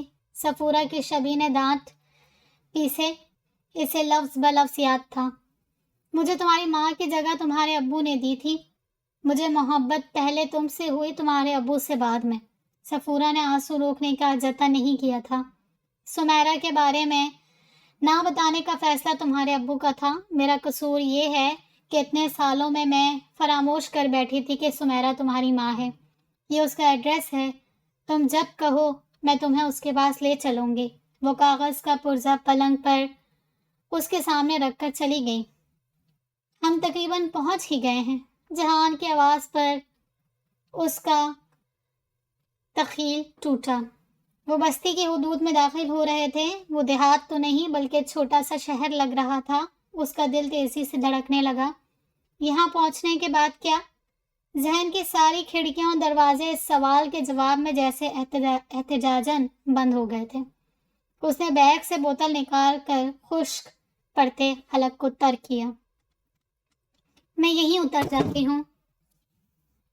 گاڑی کشادہ سڑک پر چھوڑ کر تنگ گلیوں میں داخل ہوئی تو شبی نے کہا، پہنچ گئے۔ اس نے کنارے گاڑی روکتے ہوئے کہا، ویسے بھی آج رات ہی واپس جاؤں گا اگر تم بھی۔ نہیں، اس نے قطع کلامی کی۔ آگے کیا ہوگا، کتنا وقت لگے گا، میں کہاں اور کب جاؤں گی، کچھ بھی یقینی نہیں ہے۔ اوکے، اس نے بھی مزید اصرار نہیں کیا، مکمل ایڈریس دینا۔ شبی نے ڈائری نکالی اور ایڈریس والا صفحہ کھول کر ڈائری اس کی طرف بڑھائی، جسے تھام کر وہ باہر نکل گیا۔ ذرا آگے چل کر سڑک کی دوسری طرف نظر آ رہے میڈیکل اسٹور پر جا کر وہ کچھ دیر بعد واپس آیا۔ وہ سامنے گلی میں آخری مکان ہے۔ اس نے اسی میڈیکل اسٹور سے لگی گلی کی طرف اشارہ کیا۔ وہ بیگ لیے نیچے اتری۔ آل دا بیسٹ، ایک مخلص مسکراہٹ کے ساتھ جہان نے اسے حوصلہ دیا۔ تھینکس سب کے لیے، ان ڈرائیورز سے بچانے، بیگ لفٹ اور سننے کے لیے۔ آئی ہوپ جو الجھنے ہیں وہ وہاں جا کر سلجھ جائیں۔ اس نے سامنے گلی کی طرف اشارہ کرتے ہوئے کہا، تم اضطراری رد عمل اور لمحاتی فیصلے کے بعد گھر سے نکلی ہو۔ وہ رک کر سوچنے لگا کہ آگے کی بات کہے یا نہ کہے۔ میں سن رہی ہوں، شبی نے اس کی مشکل آسان کی۔ میرے خیال میں رشتے صرف سگے سوتیلے نہیں ہوتے ہیں، بلکہ ہم ہر تعلق کو اچھے برے، خوبصورت بدصورت یا گہرا اور سرسری میں تقسیم کر سکتے ہیں، لیکن اسے صرف سگے سوتیلے کی کسوٹی پر پرکھنا اس رشتے کے ساتھ ناانصافی ہے۔ سب کچھ بھی رد کرنے اور قبول کرنے سے پہلے یہ ضرور یاد رکھنا۔ میں یاد رکھوں گی، اس نے سنجیدگی سے کہا۔ تم نکلو اب، دعا کرتی ہوں صاحبہ کو تمہاری باتوں پر یقین آ جائے۔ جہان نے ہنستے ہوئے سر ہلایا۔ شبی نے اسے ڈرائیونگ سیٹ پر بیٹھنے کا اشارہ کیا تو 4/4 اسے بیٹھنا پڑا۔ اللہ حافظ، شبی نے ہاتھ اٹھا کر کہا۔ اللہ حافظ۔ اس نے گاڑی سٹارٹ کی اور الوداعی نظر اس کے چہرے پر ڈال کر گاڑی آگے بڑھا دی۔ نظروں سے اوجھل ہونے تک شبی گاڑی کو دیکھتی رہی، پھر ایک گہری سانس لے کر بیک پیک دونوں کندھوں پر ڈال کر پیچھے لٹکایا اور خود کو تیار کر کے گلی میں داخل ہوئی۔ میں کیا کہوں گی، کیسے اپنا تعارف کراؤں؟ شاید وہ خود ہی مجھے پہچان لیں۔ ان کی بھی تو فیملی ہوگی، شوہر اور بچے۔ کیا یہاں بھی یہ راز ہی ہوگا جو میری آمد پر کھلے گا؟ اگر انہوں نے پہچاننے سے انکار کر دیا تو؟ نہیں، وہ ایسا نہیں کر سکتی۔ کیوں نہیں کر سکتی؟ اتنے سالوں تک جس نے کبھی تمہیں یاد تک نہیں کیا، اس کے لیے کیا مشکل ہے؟ کیا پتا انہوں نے یاد کیا ہو، ایک بار نہیں کئی بار کیا ہو۔ اس طرح کسی نے مجھے خبر نہیں ہونے دی۔ مجھے چھوڑ کر بھی تو وہی گئی تھی۔ جذبات و خیالات کی الغار نے اس کے اندر ہیجان برپا کر دیا تھا۔ دروازے پر پہنچ کر اس نے گہری گہری سانسیں لے کر خود کو قدرے پرسکون اور منظم کیا اور کال بیل پر انگلی رکھ دی۔ پلٹ جا، بھاگ یہاں سے، صفورہ کی شبی کی تکرار جاری تھی، جس کی طرف سے اس نے مکمل کان بند کر لیے تھے۔ دروازے کی دوسری طرف آہٹ ہوئی تو اس کی رگوں میں خون کی روانی تیز ہوئی اور سارے بدن میں سنسنی دوڑ گئی۔ دروازہ کھلا تو دوسری طرف ایک معمر سی خاتون تھی۔ وہ اتنی عمر رسیدہ نہیں ہو سکتی، اس نے دل میں سوچا اور بلند آواز میں سلام کیا۔ السلام علیکم۔ جی، مجھے سمیرا پاؤسکر سے ملنا ہے۔ اس نے وہ اجنبی سا نام پہلی بار زبان سے ادا کیا۔ کون؟ سمیرا پاؤسکر؟ مدیحہ؟ ان خاتون نے اندر کی طرف رخ کر کے کسی کو آواز لگائی۔ لمحہ بھر بعد اسی کی ہم عمر لڑکی برآمد ہوئی۔ جی دادی۔ اس کی نظریں ہاتھ میں پکڑے موبائل پر تھی جہاں وہ تیزی سے ٹائپ کر رہی تھی۔ انہیں دیکھ کس سے ملنا ہے؟ دادی کی بات پر مدیحہ نے سر اٹھا کر اسے دیکھا۔ سمیرا پاؤسکر سے ملنا ہے۔ امی؟ وہ جیسے فون میں مگن آئی تھی ویسے ہی آواز دیتی ہوئی پلٹ گئی۔ دروازے پر دیکھے کون آیا ہے۔ شبی کو گڑبڑ کا احساس ہونے لگا۔ مدیحہ کے غائب ہونے اور امی کے وارد ہونے تک دادی اس کا تفصیلی جائزہ لے چکی تھی۔ وہ دونوں ہاتھ سے بیگ کا ایک سٹرپ تھامے احمقوں کی طرح مسکرا رہی تھی، جبکہ دراصل اندر اس کا حال انڈیا پاکستان کے کرکٹ میچ کے اس ناظر جیسا تھا جو آخری بال پر وکٹ گرے گا یا جیتنے کے لیے درکار چھکا پڑے گا، سوال سے نبر آزما اپنے ناخن کترتا ہے۔ جی کہیے، امی نے آ کر پوچھا۔ سمیرا پاسکر سے ملنا ہے۔ زندگی بھر نام نہ لینے کی تلافی گویا آج ہی ہو جانی تھی۔ یہ انہی کا گھر ہے نا؟ تھا۔ وہ لوگ 2 سال پہلے یہ مکان فروخت کر کے رتناگری منتقل ہو گئے ہیں۔ اس کے اندر جل رہی بھڑ بھڑ آگ پر جیسے ایک دم برف پڑ گئی۔ اس کا متغیر ہوتا چہرہ دونوں خواتین نے دیکھا۔ یوسف کے پاس ان کا نیا ایڈریس ہوگا، دادی نے امی سے کہا۔ شاید، میں پوچھتی ہوں، آپ اندر آئیں۔ شکریہ، میں یہیں ٹھیک ہوں۔ اگر ان کا کرنٹ ایڈریس مل جائے تو میں دیکھتی ہوں۔ وہ اندر چلی گئیں۔ کب تک کھڑی رہو گی؟ ہو سکتا ہے وقت لگے، اندر آ جاؤ۔ کوئی بات نہیں، میں یہیں انتظار کرتی ہوں، اس نے عاجزانہ مسکراہٹ کے ساتھ کہا۔ پانی چاہیے؟ ذرا توقف کے بعد دادی نے پوچھا۔ نہیں شکریہ۔ سمیرا پاسکر سے کیا رشتہ ہے؟ رشتہ؟ اس نے خشک لبوں پر زبان پھیری۔ رشتہ دار ہے میری۔ دور کے رشتہ دار ہیں؟ جی۔ دادی کے مزید ممکنہ سوالات کے جواب نہیں تھے اس کے پاس۔ پانی ملے گا؟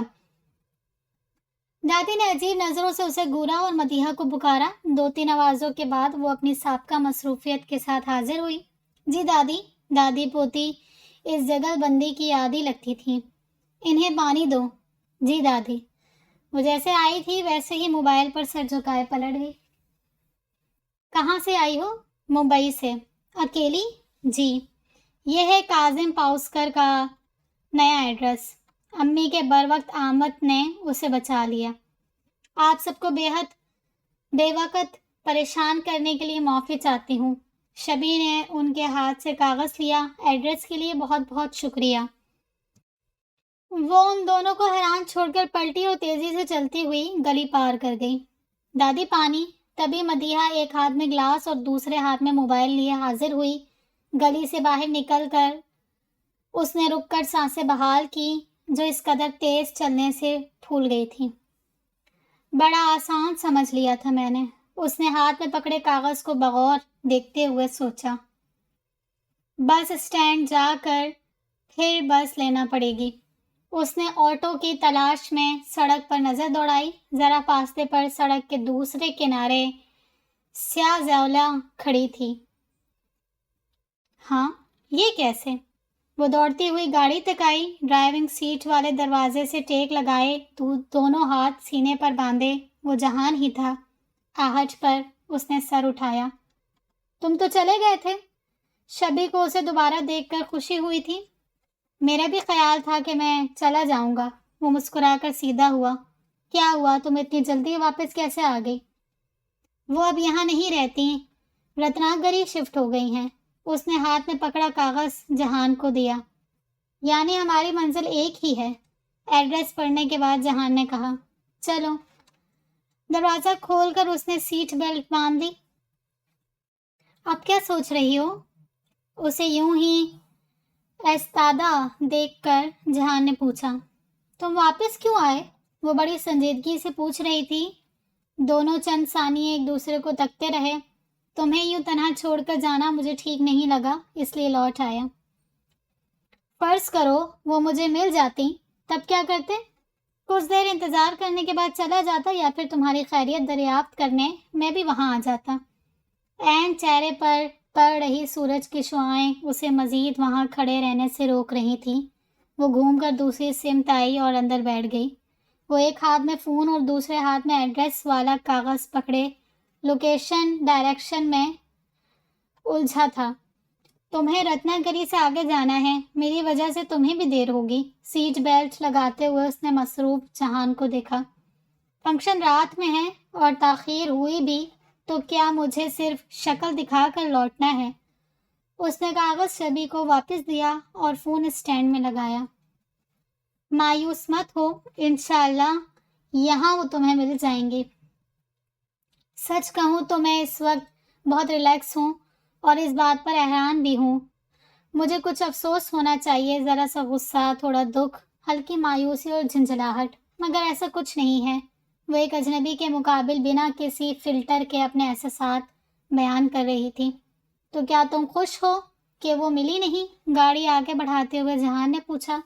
شاید، اور مجھے کسی بھی مقدار میں خوشی تو ہرگز نہیں ہونا چاہیے۔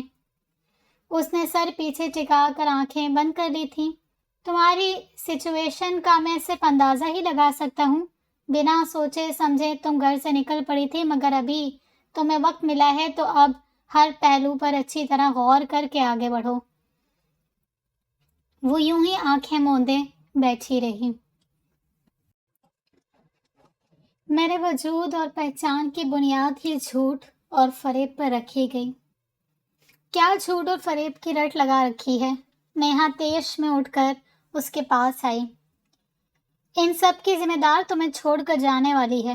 جھوٹ، فریب، دھوکہ سب اس کی ذمہ دار ہی ہے، جسے نہ کبھی دیکھا نہ کبھی ملی۔ اس کے لیے کل تک جو تمہارا آئیڈیل تھا، آج وہ بس ملزم اور قصوروار رہ گیا۔ تم امی کو کیسے الزام دے سکتی ہو؟ کاغذ کے ٹکڑے پر لکھا ایک نام تمہاری اپنی ماں کے لیے محبت ختم کر سکتا ہے؟ تف ہے تم پر۔ مجھے نہیں اندازہ تھا کہ تم اتنی سطحی اور کم عقل ہو۔ اگر تمہارے وجود میں ابو کا حصہ نہ ہوتا تو ابھی تمہیں دھکے مار کر گھر اور زندگی سے نکال دیتی۔ نیہا، صفورہ نے گرج کر اسے ٹوکا تھا، مگر اس وقت کمرے میں موجود وہ تینوں ہی بالکل الگ الگ احساسات اور جذبات کی انتہاؤں پر تھے۔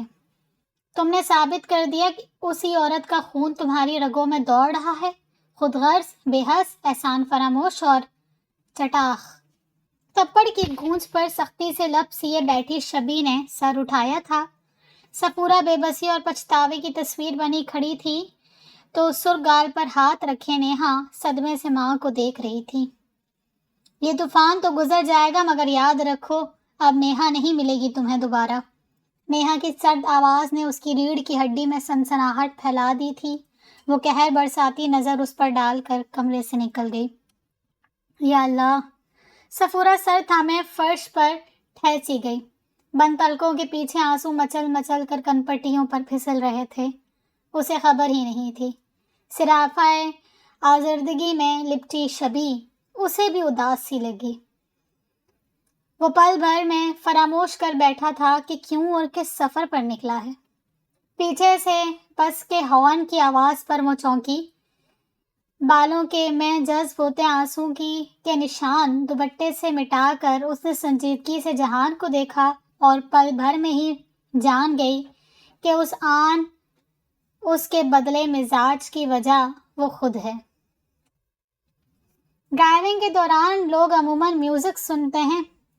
سبک رفتار سے پھسلتے لمحوں میں خاموشی اچانک تیسرے وجود میں ڈھلنے لگی تو اس نے تکلم کے پرندے کے پر پھڑپھڑا کر اس وجود کو ظاہر کیا۔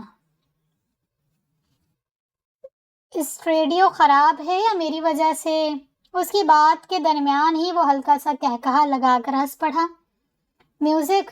پہلی بار میں جب گاڑی لے کر نکلا تھا تو ارش مجھے سواری کی دعا پڑھاتی تھی، ساتھ ہی یہ وارننگ بھی کہ میں گاڑی چلاتے ہوئے ہرگز بھی میوزک نہ سنوں، کیونکہ وہ نہیں چاہتی خدا نہ خواستہ کبھی کوئی حادثہ ہو اور میری موت واقع ہو تو میں میوزک سنتے ہوئے مروں۔ اس وقت وہ بہت چھوٹی تھی۔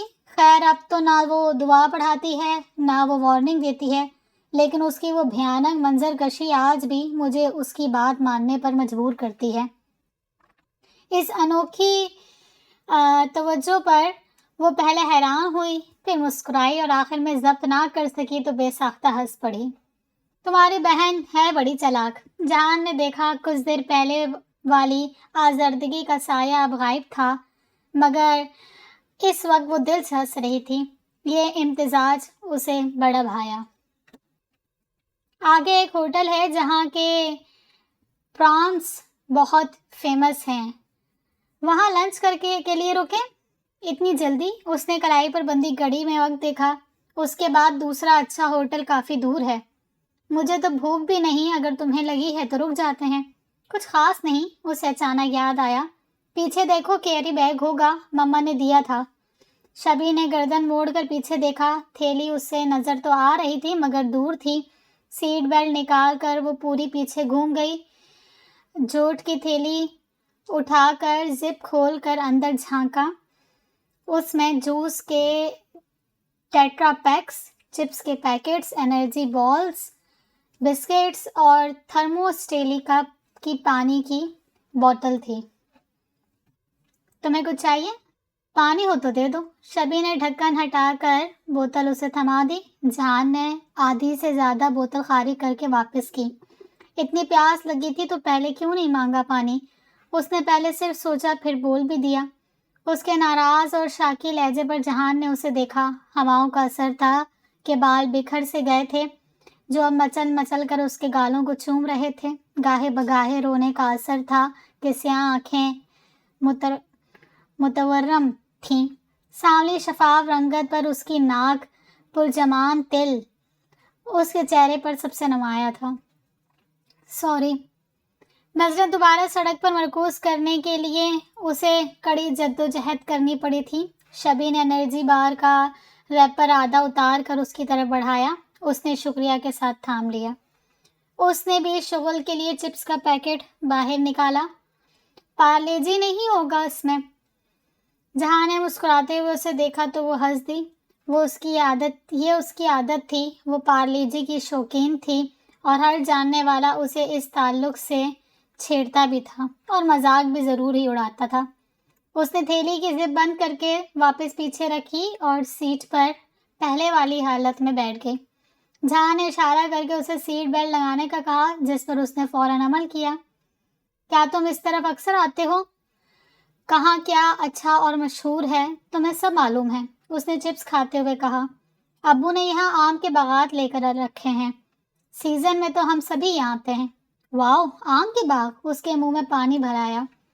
باغات کے ساتھ ہی فارم ہاؤس بھی ہے، اس لیے کبھی فیملی تو کبھی دوستوں کے ساتھ آنا جانا لگا رہتا ہے۔ ویسے ہے بڑا خوبصورت علاقہ۔ تم نے یہاں کے بیچز نہیں دیکھے؟ کبھی فرصت میں آؤ اور موقع ملے تو ضرور وزٹ کرنا۔ کاش یہ پہلا موقع ہی نہ آیا ہوتا، اس نے آزردگی سے سوچا۔ پھر اس کے گرد ہالہ بناتی اداسی محسوس کر کے وہ اپنی بات پر پچھتایا۔ اس نے گلا کھنگار کر اسے اپنی طرف متوجہ کیا۔ صاحبہ کی شادی میں جانے کی اصل وجہ کچھ اور ہے۔ شبی نے اپنی سوالیہ آنکھیں اس پر مرکوز کی۔ وہ جب بڑے یقین سے سنا رہی تھی کہ میں اب تک اس کے فراق میں تنہا ہوں اور اس کی ذمہ دار مما ہے، تب میں نے اسے غلط ثابت کرنے کے لیے کہہ دیا کہ میری انگیجمنٹ میری پسند اور مما کی مرضی سے ہو گئی ہے، اور اس نے کہا کہ ایسا ہے تو میں اس لڑکی کے ساتھ اس کی شادی میں شریک ہو کر ثابت کروں۔ اوہو، اس کی سماعتوں میں اب بھی اس کی وہ استحسانیہ ہنسی گونج رہی تھی جس نے اسے طیش میں آ کر یہاں کے لیے نکلنے پر مجبور کیا۔ اسے صاحبہ کے روبرو کچھ بھی ثابت کرنے کی ضرورت نہیں تھی، اسے جو سمجھنا تھا وہ سمجھتی رہتی، لیکن ان سب میں مما کو گھسیٹ لائی تھی اور وہ ہرگز بھی یہ برداشت نہیں کر سکتا تھا کہ صاحبہ اپنی تخلیق کردہ تصوراتی ناکام عاشق کے لیے بھی اس کی مما کو دوش دے۔ اور اب شبی نے وہی سوال کیا جو وہ خود سے 1000 بار پوچھ چکا تھا، اور اب پتہ نہیں وہاں جا کر کوئی بہانہ بناؤں یا یہیں سے لوٹ جاؤں۔ اسے سچ کہہ کر ایک بار پھر یقین دلانے کی کوشش کروں کہ وہ وہم میں مبتلا ہے، یا اسے اس وہم کے ساتھ یوں ہی رہنے دوں۔ تم بتاؤ مجھے کیا کرنا چاہیے؟ تم کیوں ابھی تک تنہا ہو؟ اس کا سوال نظر انداز کر کے اس نے اپنا سوال پیش کیا۔ تم صاحبہ کو صحیح سمجھ رہی ہو؟ وہ حیران ہوا۔ نہیں، لیکن بتاؤ نا، تم نے اب تک شادی یا انگیجمنٹ کیوں نہیں کی؟ ابھی 28 سال بھی مکمل نہیں ہوئے میرے، مما کی تلاش جاری ہے. جس دن انہیں کوئی پسند آ گئی فوراً ہی شادی ہو جائے گی. اور اس سے پہلے اگر تمہیں کوئی پسند آ گئی تو؟ مما تو کب سے اسی انتظار میں ہے کہ میں کسی کا نام لوں. مطلب یہ کہ تم چاہتے ہو تمہاری لڑکی مما کا انتخاب کریں اور وہ چاہتی ہے کہ تم خود کسی کو پسند کر لو. ایسا ہی کچھ. اللہ کرے تم دونوں کی نظر انتخاب ایک ہی لڑکی پر جا ٹھہرے. اپنی بات کا مزہ لے کر وہ ہنسنے لگی. جہان نے دلچسپی سے اسے دیکھا. یہاں سے اندر کی طرف ایک بیچ ہے. جہان نے آگے سڑک پر نظر آ رہے بائیں موڑ کی طرف اشارہ کیا. وہاں ایک پرانی عمارت بھی ہے. شبی کو اس کی اور عرش کی گفتگو یاد آئی. اگر تم کہو تو کچھ دیر وہاں. ہاں چلو. وہ مسکرا دیا. اسے شبہ تو تھا کہ وہ ان دونوں کی گفتگو سن رہی تھی. اب تصدیق ہو گئی تھی. بائیں جانب مڑتے ہی وہ ساحل سمندر سے قریب تر ہوتے جا رہے تھے. ہوائیں مستانی ہوتی گئیں اور مناظر بڑے فرحت بخش تھے. سامنے دور تک پھیلا آسمانی عرش، نیچے عرض پہ بکھرا سبزہ اور دونوں کے درمیان سورج کی نارنجی شعاعیں. چرند پرند اور بشر سب اس حسین منظر اور خوبصورت ماحول کا حصہ بنے اس کے مزے لوٹ رہے تھے. کچھ دور چلنے کے بعد وہ ایک تنگ اور ٹوٹی پھوٹی سڑک پر آ گئے. کیا یہ ٹورسٹ اسپاٹ ہے؟ اس نے آگے چلتی بائک کو دیکھ کر اس سے پوچھا. کوئی بہت مشہور جگہ تو نہیں ہے. جنہیں علم ہے وہ لوگ آتے ہیں. یہ سڑک دراصل ایک دیہات کی طرف جاتی ہے. اس دیہات کا ایک مزدور فارم ہاؤس پر کام کرتا ہے. اسی نے یہ جگہ بتائی تھی. سامنے سمندر نظر آ رہا تھا. جہاں نے گاڑی سڑک سے اتاری اور تھوڑا فاصلہ طے کرنے کے بعد روک دی. یہاں سے پیدل چلتے ہیں.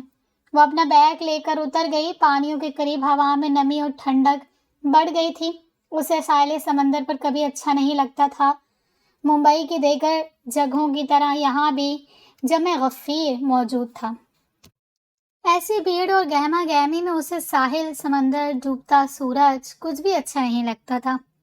ایسے موقع پر نیہا اکثر جل کر کہا کرتی تھی، تم نہ اکثر بیچ جایا کرو. وہاں صرف خودکشی کرنے اور ڈوبنے والے ہی ہوتے ہیں. وہ چند قدم چلتی ہوئی آگے آئی اور سامنے کا منظر دیکھ کر دم بخود رہ گئی. اسے لگا وہ ٹی وی اسکرین کا کوئی منظر یا کسی میگزین کی تصویر. اس منظر کی سب سے بڑی خوبصورتی صاف ستھرا اور لوگوں سے خالی ساحل تھا. گاڑی لاک کرنے کے بعد وہ دوڑ کر اس کے ساتھ ہوا. عرش اور شبان نے یہاں اپنے نام لکھے تھے. جہان نے بائیں طرف ایک ٹوٹے پھوٹے ڈھانچے کی سمت اشارہ کیا. وہ کبھی شاندار عمارت رہی ہوگی. اب اس کے صرف آثار باقی تھے. پتھروں والی ٹوٹی دیواریں جن پر چھت نہیں تھی، کچھ دروازوں کی چوکھٹیں اور چند سیڑھیاں. جہان اس کھنڈر کی طرف مڑا تو وہ رک گئی. میں وہاں جاؤں؟ جہان نے پلٹ کر دیکھا. وہ سمندر کی سمت اشارہ کر رہی تھی. اس نے یہ نہیں کہا تھا کہ وہاں چلے یا پہلے وہاں چلتے ہیں. جہان نے سر ہلا کر اسے اجازت دی. وہ آگے بڑھ گئی. جہان آہستہ آہستہ چلتا ہوا کھنڈر تک آیا اور عرش کی بتائی دیوار تک جانے کے بجائے منڈیر نما ٹوٹی دیوار پر بیٹھ گیا. جہاں سے سمندر اور جاتی شبی دونوں نگاہوں کی زد میں تھی. لوفرز اور بیگ ریت پر چھوڑ کر وہ برہنہ پاؤں چلتی پانی تک آئی. اگر ابھی یہاں نیہا، صفی اور امی ہوتے تو کتنا ادھم مچاتے سب. ماحول کا اثر تھا کہ وہ فی الحال بڑی دلگزار تھی. اتنی خوبصورت جگہ اور اتنے بدترین حالات میں یہاں تنہا ہوں. اس نے اڑتے دوپٹے کو سنبھالا. کس نے کہا تھا تمہیں تنہا گھر سے نکلنے کا؟ صفورہ کی شبی بیدار ہوئی. امی نے کہا تو تھا وہ خود تمہیں لے چلیں گی. میں غصے میں تھی. اب اتر گیا نا غصہ؟ لوٹ جاؤ. یہاں تک آ کر کیسے پلٹ جاؤں؟ امی کو کتنا دکھ پہنچایا ہے تمہیں، کچھ اندازہ ہے؟ میں بھی کم تکلیف میں نہیں ہوں. آدھی رات کو گھر سے نکل کر تم نے اچھا نہیں کیا. میرے پوچھنے پر بہانہ کرنے کے بجائے مجھے سچائی بتا دی گئی ہوتی تو آج یہ دن نہ آتا. اس وقت تم جس درد سے گزر رہی ہو وہ تمہیں اس سے محفوظ رکھنا چاہتی تھی. یہ تو اسی دن سے میرا مقدر ٹھہرا تھا جس دن وہ مجھے چھوڑ کر گئی تھی. تم سمیرا کا خون ہو اور صفورہ تمہاری ماں ہے. کیا تم اس سے انکار کر سکتی ہو؟ کبھی نہیں۔ اس نے اڑتے بالوں کو دونوں ہاتھوں سے پیچھے کیا۔ خیالات کے اس تبادلے میں صفورہ کی شبیہ اس میں مدغم ہو گئی تھی۔ دیوار پر باہر کی جانب پیر لٹکائے بیٹھا جہان اپنے موبائل کیمرے میں سامنے پھیلے دلکش مناظر قید کر رہا تھا۔ خود سے الجھتی، لہروں کے ساتھ چلتی، کبھی بال سمیٹتی تو کبھی دوپٹہ سنبھالتی شبیہ ہر تصویر کا حصہ تھی۔ سب کچھ واقعی اتنا دلکش اور خوبصورت ہے جتنا مجھے محسوس ہو رہا تھا، یا ساری دلکشی اور خوبصورتی کسی کی موجودگی کی باعث ہے؟ شبیہ نے پلٹ کر دیکھا۔ وہ بہت دور نکل آئی تھی۔ دور سے جہان ہاتھ لہرا کر اسے اشارہ کر رہا تھا۔ اس نے بھی ہاتھ اٹھا کر جواب دیا اور واپسی کے لیے پلٹ گئی۔ اس کی جیگنگ کرتے اور کرتے کا نچلا حصہ بھیگ چکا تھا۔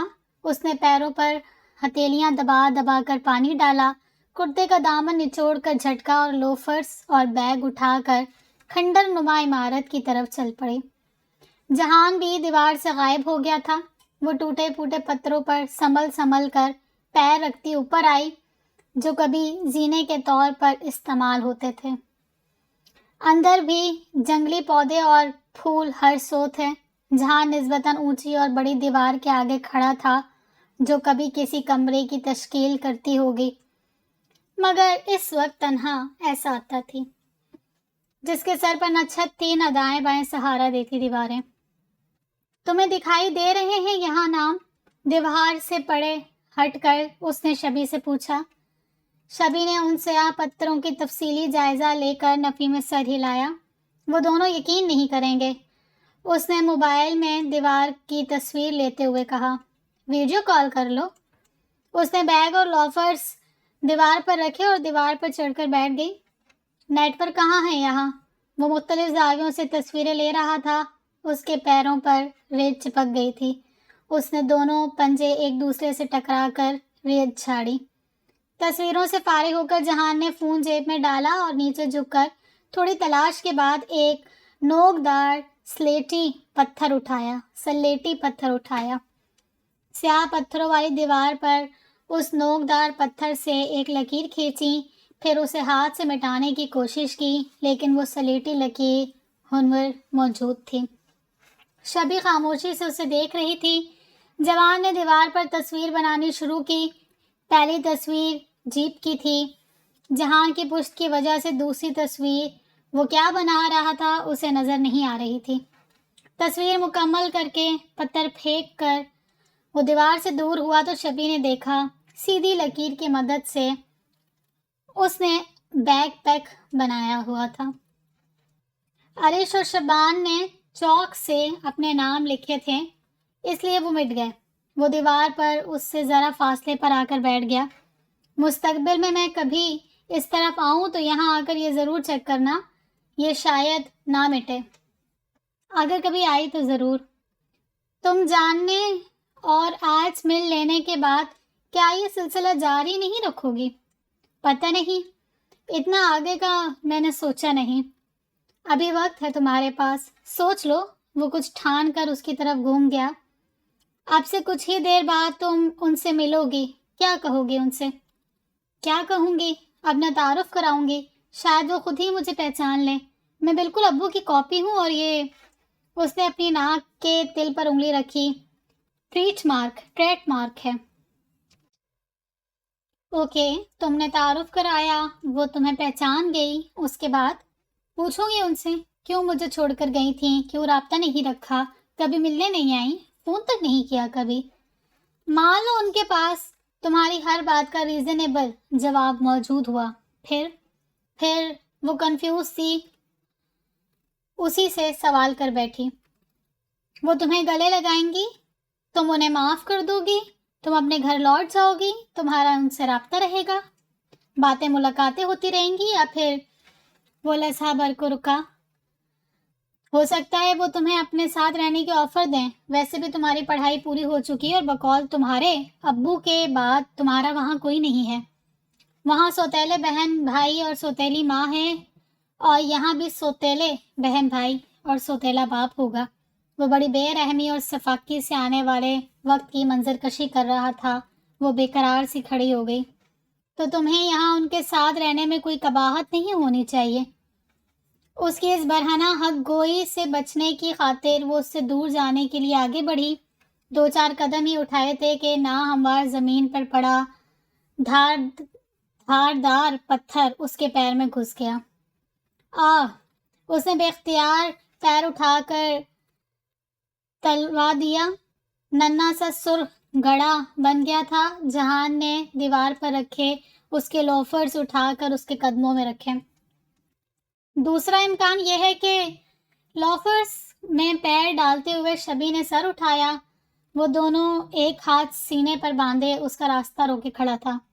تمہیں تمہارے کسی سوال کا جواب نہ ملے، یا اگر ملے بھی تو وہ تمہیں تمہارے اس قدم پر شرمندہ کرنے والا ہو اور تمہاری امی کو صحیح ثابت کرتا ہو، پھر کیا کرو گے تم؟ شبی کو اپنی ٹانگوں سے جان جاتی نکلتی محسوس ہوئی۔ وہ پلٹ کر دیوار پر بیٹھ گئی۔ جہان کو اس پر رحم آ گیا۔ اس در تک پہنچنے سے پہلے یہ طے کر لو کہ تم خود کیا چاہتی ہو۔ اب کی اس کی آواز میں نرمی اور اپنائیت تھی۔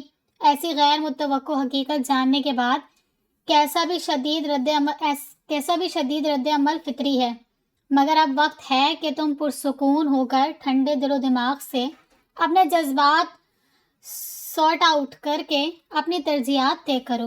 وہ چلتے ہوئے دیوار تک آیا اور اپنی سابقہ جگہ پر بیٹھ گیا۔ کتنی ہی دیر گزر گئی۔ وہ خاموشی سے آنسو بہاتی اور پوچھتی رہی۔ جہان بھی لب سی اسے دیکھتا رہا۔ بہت دیر بعد وہ شروع ہوئی۔ میں، امی، نیہا اور صفا، ہم سب ایک دوسرے سے بہت محبت کرتے ہیں اور ایک دوسرے کے بنا نہیں رہ سکتے۔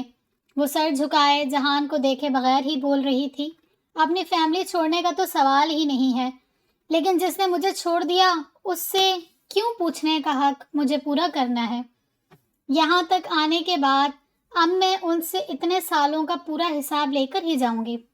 گڈ، لیکن کیا تمہیں نہیں لگتا کہ اس طرح گھر میں بتائے بنا تمہیں نہیں نکلنا چاہیے تھا؟ صرف بنا بتائے گھر سے نکلنے کے لیے ہی نہیں، اور بھی بہت ساری بدتمیزیوں کے لیے مجھے امی اور نیہا سے معافی مانگنی ہے۔ پہلے فون کر کے اپنی خیریت کی اطلاع تو دے دو۔ نہیں، فون پر نہیں، اب گھر جا کر ہی بات کروں گی۔ ویسے میں نے اپنی خیریت کا ٹیکسٹ کر دیا تھا۔ چلیں پھر۔ وہ کھڑا ہو گیا تو وہ بھی اٹھ گئی۔ اس نے بیگ سے پانی کی بوتل نکالی، پانی پیا، چہرہ اور ہاتھ دھوئے اور بوتل جہان کی طرف بڑھائی۔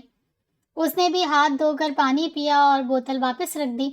وہ دیوار پر پیر رکھ کر جوتے کے تسمے کھول کر دوبارہ مضبوطی سے باندھ رہا تھا۔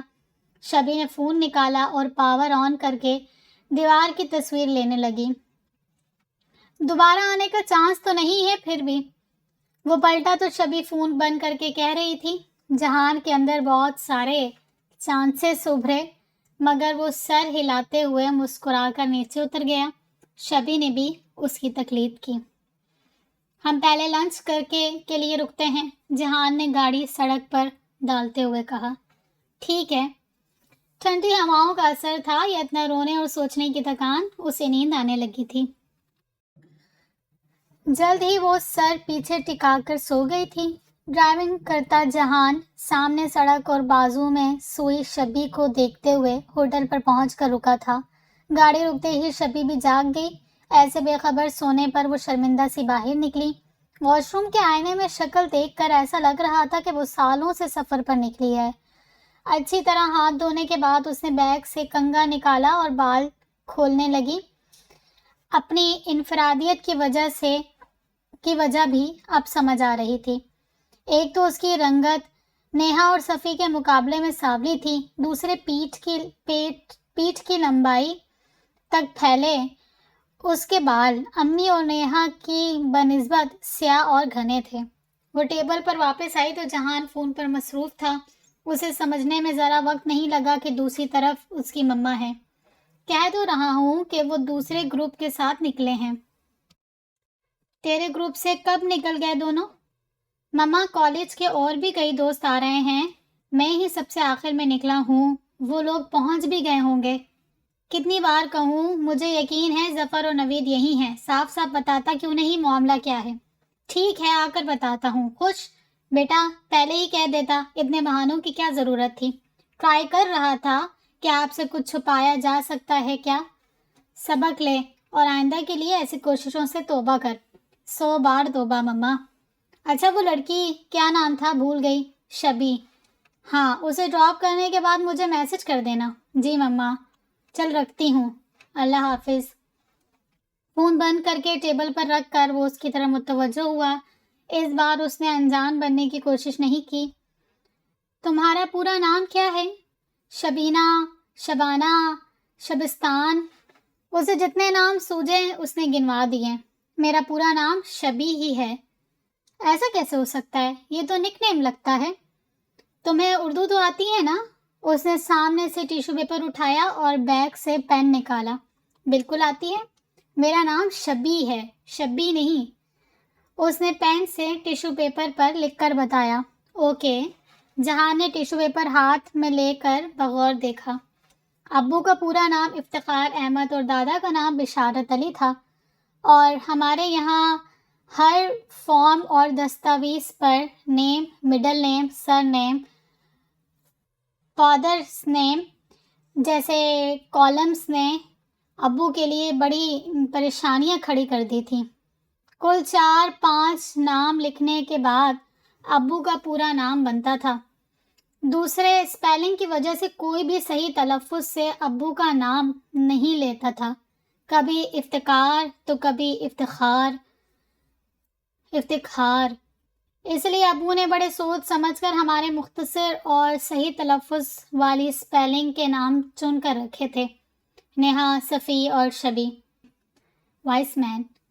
اس کی ستائش پر وہ بھی فخر سے مسکرائی، تبھی اس کا کھانا آ گیا۔ تمہیں سی فوڈ بہت پسند ہے شاید، اس نے ٹیبل پر پھیلے پکوان دیکھ کر کہا۔ اس علاقے میں آ کر سی فوڈ نہ کھانا سراسر بیوقوفی ہے۔ ویسے مجھے سی فوڈ بھی پسند ہے، کیا تمہیں نہیں پسند؟ کھانے کے معاملے میں میرے نخرے نہیں ہیں۔ اسے اپنی یہ عادت بہت اچھی لگتی تھی۔ گڈ۔ کھانے کے بعد دونوں نے کافی پی۔ ظہر کا وقت تھا اور اسے نماز پڑھنی تھی۔ یہاں کسی گوشے میں نماز پڑھ سکتی ہوں؟ اس نے اطراف کا جائزہ لیتے ہوئے پوچھا۔ یہاں مرد خواتین کے لیے نماز کا الگ انتظام ہے، اسی لیے ہم لوگ ہر بار اسی جگہ پر رکتے ہیں۔ ایک ہی علاقے میں بکثرت سفر کرنے کے فائدے بھی کئی تھے۔ وہ 2 رکعت قصر پڑھ کر باہر آئی تو جہان بھی نماز سے فارغ ہو گیا تھا۔ فائنلی اب تمہاری منزل پر رکیں گے، دروازہ کھول کر ڈرائیونگ سیٹ پر بیٹھتے ہوئے جہان نے کہا۔ وہ بیگ میں سر گھسائے کچھ ڈھونڈ رہی تھی۔ کیا ہوا؟ ایڈریس والی پرچی نہیں مل رہی۔ اس نے اپنی طرف کا دروازہ کھول کر بیگ نشست پر الٹ دیا، بقول نیہا عمر و عیار کے زنبیل تھا۔ مڑے توڑے کاغذات، tissue papers, face wipes, pen, pepper spray, phone, chargers, چابیاں، چھوٹی سی ڈائری۔ اس کی ایمرجنسی کٹ کا پاؤچ کھل گیا تھا اور اس میں موجود لپ بام، لوشنز، کاجل، لائنر، نیل کٹر سب نشست پر پڑے تھے۔ پھر گم ہو گئی مجھ سے۔ ساری چیزیں الٹ پلٹ کر دیکھنے کے بعد اس نے مایوسی سے کہا۔ کوئی بات نہیں، اس میں ہے ایڈریس۔ فون اسٹینڈ پر لگاتے ہوئے جہان نے اسے تسلی دی۔ اس پرچی کی ضرورت نہیں ہے، اس پر ان کے شوہر کا نام لکھا تھا جو مجھے یاد نہیں رہا۔ وہ سارا سامان واپس بیگ میں ٹھونستے ہوئے بولی۔ کاظم پاؤسکر۔ شبی نے ہاتھ روک کر حیرت سے اسے دیکھا۔ میں نے بھی وہ پرچی پڑھی تھی۔ جہان نے اس کی حیرت کے جواب میں صفائی پیش کی۔ اس نے اپنی جگہ بیٹھ کر دروازہ بند کیا تو جہان نے گاڑی آگے بڑھائی۔ اس نے فون بیگ میں نہیں ڈالا تھا۔ پاور آن کیا تو نیہا کے ساتھ امی کا بھی میسج تھا۔ سنبھل کر اور دھیان سے بیٹا، واپس کب آؤ گی؟ میسج کر کے اپنی خبر دیتی رہو، چیزوں کا اور اپنا خیال رکھو۔ وہ تیزی سے ٹائپ کرنے لگی۔ میں ٹھیک ہوں امی، صبح تک انشاءاللہ گھر آ جاؤں گی۔ سفورہ کو میسج بھیجنے کے بعد اس نے نیہا کا میسج دیکھا۔ وہاں صرف ایموجیز تھیں، سلگتے، طیش اور غصے کو ظاہر کرتی، لعنت بھیجتی ہر ایموجی موجود تھی۔ صبر، آ رہی ہوں، اس نے ٹائپ کیا۔ فون بند کر کے اس نے کھڑکی کے باہر دیکھا۔ دن ڈھلنے کے آثار نمودار ہونے لگے تھے۔ دادی ابو کے لیے کوکن کیسے پہنچ گئی تھیں؟ اس نے سوچا۔ اس کا سارا دھیال اور ننیال ممبئی میں ہی تھا۔ تم واپس کیسے جاؤ گی؟ جہاں نے کھڑکی سے باہر نظاروں میں گم اسے دیکھا۔ ممبئی کے لیے رتنا گری سے رات میں بسیں ہوں گی، اسی سے نکل جاؤں گی۔ وہ پہلے ہی اس کے ساتھ واپسی کی پیشکش ٹھکرا چکی تھی اور اب یہ پلان وہ چپ ہو گیا تھا۔ موبائل اسکرین پر بلو لائن بتدریج گھٹتی جا رہی تھی۔ جو بے آرامی اور بے قراری صبح تھی وہ اس وقت ادھر منتقل ہو گئی تھی۔ وجہ بہرحال دونوں طرف بالکل مختلف تھی۔ وہ شہر کی حدود میں داخل ہو کر بالآخر مطلوبہ مقام پر پہنچ گئے تھے۔ یہ شہر کا متمول علاقہ تھا۔ ایک قطار میں شاندار بنگلے بنے تھے۔ تو کیا ابو اور مجھے چھوڑنے کی وجہ دولت تھی؟ اس نے سوچا۔ جہان نے سڑک کے کنارے گاڑی روک دی۔ میں ویٹ کرتا ہوں۔ شبی نے اسے باز رکھنے کے لیے منہ کھولا ہی تھا کہ وہ نفی میں سر ہلاتے ہوئے بولا، تم یہاں سے نپٹ جاؤ تو تمہیں بس میں بٹھا کر ممبئی روانہ کرنا میرا اخلاقی فرض ہے، اور یہ مما کا بھی حکم ہے۔ آخر میں وہ مسکرایا۔ کچھ دیر پہلے والی خود اعتمادی کے باوجود وہ اب نروس تھی۔ بنگلہ نمبر 10 بھی ہے۔ اس نے فون نکال کر شبی کے آگے کیا۔ اس نے دیکھ کر سر ہلایا اور بیگ لے کر باہر نکل آئی۔ جہان بھی باہر نکل کر اس کے قریب آیا۔ اس نے سامنے قطار میں سادہ عالیشان بنگلوں کو دیکھا۔ ایک گہری سانس لے کر خود کو تیار کیا اور آگے بڑھ گئی۔ شبی ابھی وہ سڑک کے وسط میں ہی تھی کہ عقب سے جہان نے پکارا۔ وہ پلٹی۔